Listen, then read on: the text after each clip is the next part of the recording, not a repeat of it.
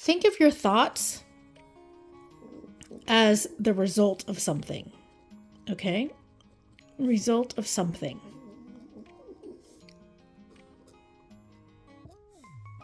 Not absolute truth.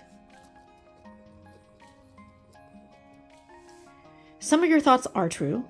Some of them are false. They're lies. If you can start to think of your thoughts as the result of something rather than the holy grail of absolute truth, that means you don't have to believe every thought you think.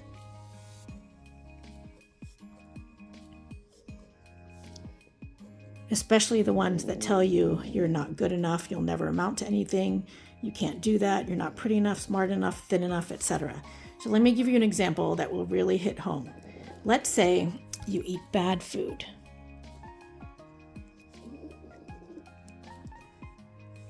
Okay?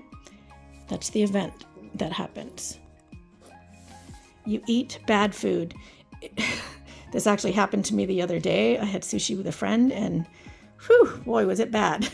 So you eat bad food, it goes through your body, and your body suddenly goes on red alert. It starts to sweat. Your stomach starts cramping. You throw up. You poop. Right? Or both. Your body wants to do whatever it takes to get rid of this poison that just entered its system. Okay, all of these are symptoms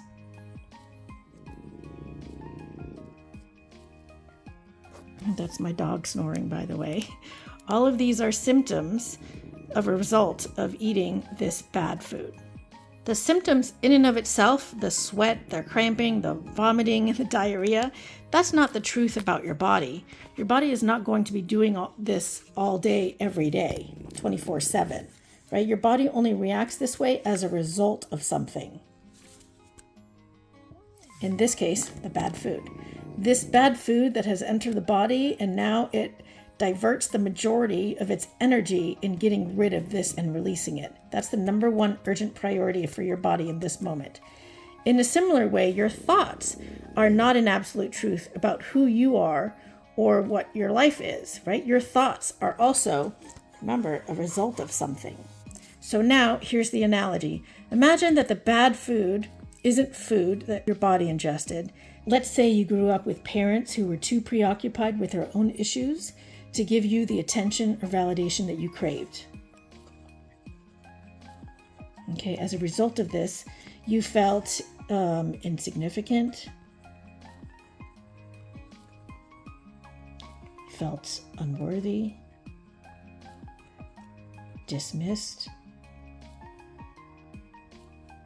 Your thoughts around this might have been, maybe I'm not good enough.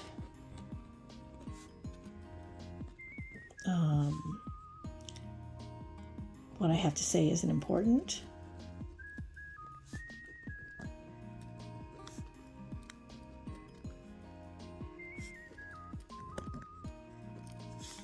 I'm invisible.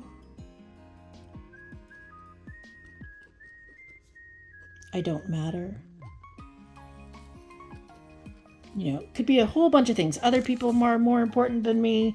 A whole bunch of things, right? A myriad of thoughts. And maybe you grew up with parents who actually told you these things to your face. I have a client whose mom literally said to him, "You didn't deserve the space in my belly." It's crazy the things that parents say to their kids. But okay, so now you have all these thoughts. They were a result of a bunch of things that happened, right?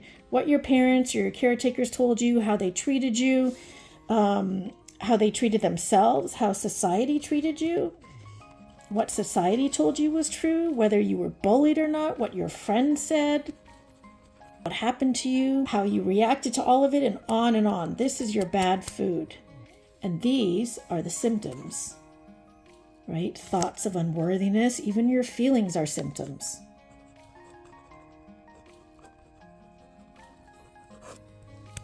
Just like that. But this is not who you are. These thoughts aren't true. They're just a result of something. Just like your body. When bad food enters its system, it goes on red alert and it works to get rid of it. But you, as a kid, You weren't as smart as your body. You didn't know that you were supposed to reject and expel the bad food thoughts. Instead, you took it in and you absorbed it. And you made it a part of who you are. And now you constantly live with these symptoms. You carry them around all day, every day for 10, 20, 40, even 60 years. And there's so much a part of you now that you think they're true. Imagine having food poisoning all day, every day for this long. You wouldn't be able to function. You wouldn't be able to do anything. Your body would be exhausted. Your mind would be exhausted. It's the same thing here. Aren't you exhausted?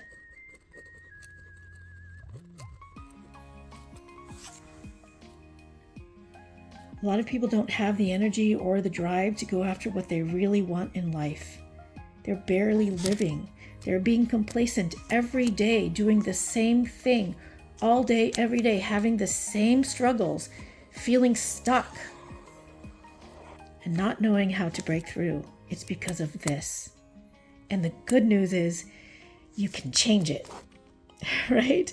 If you start to think of your thoughts as a result of something, then you can look at them objectively. You can start to distance yourself, your identity, from them. Right? You can see that the thought you just thought about not being good enough was a result of something else.